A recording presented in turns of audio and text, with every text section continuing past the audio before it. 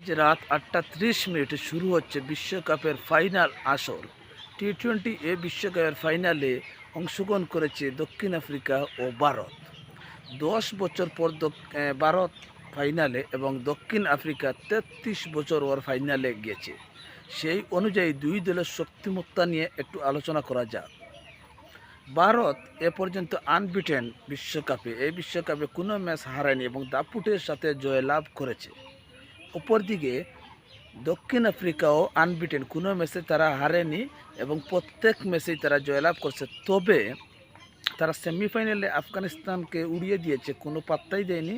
তবে তার সুপার এইটে উঠতে হাড্ডে লড়াই করে এসেছে। অন্যদিকে ভারত কোনো ম্যাচেই হারার মতো পরিস্থিতি তাদের তৈরি হয়নি।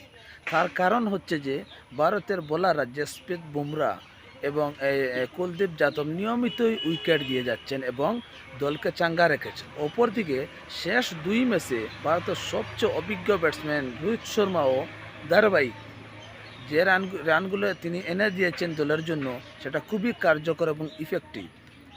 অন্যদিকে সবচেয়ে রেকর্ডের কথা হচ্ছে যে দক্ষিণ আফ্রিকার অধিনায়ক এডেন মাকরাম, তিনি বিশ্বকাপে ওনার পারফরমেন্স খুবই ভালো। এ পর্যন্ত বিশ্বকাপে যতগুলো ম্যাচে তিনি নেতৃত্ব দিয়েছেন, এই বিশ্বকাপ সহ অন্যান্য বিশ্বকাপে কোনো ম্যাচেই তিনি হারেননি। এই বিশ্বকাপে তো সুপার 8 ম্যাচের মাঝে কোনো ম্যাচেই হারেননি, যার কারণে এটা হচ্ছে ভারতের জন্য একটা ভয়ের কারণ।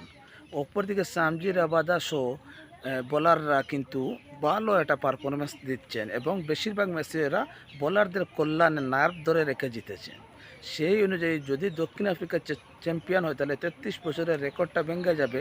তবে চ্যাম্পিয়ন হতে হলে বোলারদের মূল দায়িত্বটা কাজে লাগাতে হবে।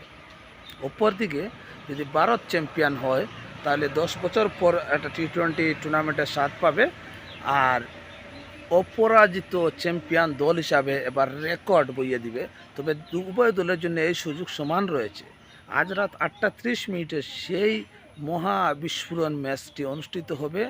সেই ম্যাচে কে জয়লাভ করবে, কে হবে আনবিটেন টি-20 2024 সালে বিশ্বকাপ জয়ী বলে আপনি মনে করেন, তা কমেন্ট করে জানাতে ভুলবেন না।